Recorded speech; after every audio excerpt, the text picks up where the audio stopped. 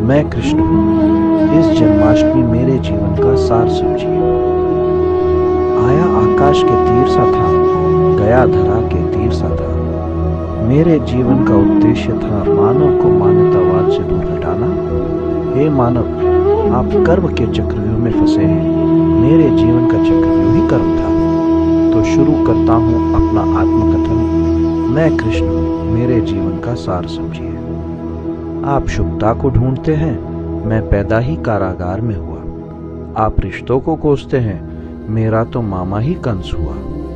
आप प्यार को तरसते हैं, मैं आज तक राधा के संग न हुआ। आप बाल अवस्था की क्रीड़ाएं करते हैं, मैं तो बचपन से ही असुरों से भिड़ा। मानता हूँ ललाहट में कोई कमी न थी, इसलिए तो मैं माखन चोर भी बना। मैं कृष्ण हूँ, मेरे जीवन का सार समझिए। आज मानव श्वेत के पीछे पड़ा है, मैं तो पैदा ही शाम हुआ था। आज युवा चित्र के मुंह में फंसा है, गोपियों को मेरा चरित्र ही भाया था।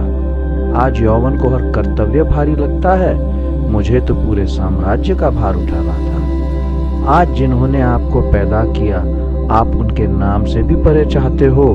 मुझे जिन यशोदा और नंद कुमार ने संभाला, मैं तब से उनका लाल कहलाया था। मैं कृष्ण हूँ, मेरे जीवन का सार समझिए।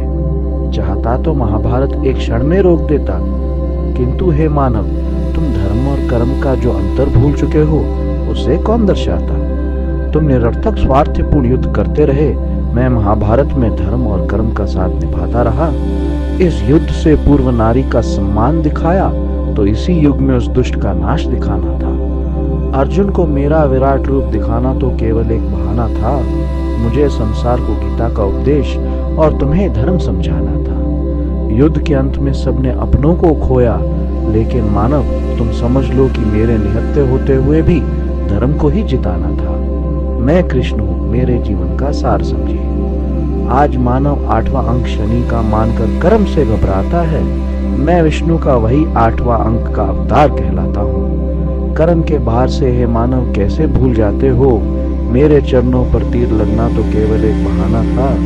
गांधारी का ऋण मुझे भी चुकाना था। शाप से आया था और शाप से ही गया हूँ। मेरे अवतार का उद्देश्य ही संसार को लोभ से परे और कर्म की निष्ठा समझाना था। कर्म के बंधन से बंधा हूँ, पूर्व भी अनेक अवतार लिए थे और आगे कल्कि के रूप में आऊंगा।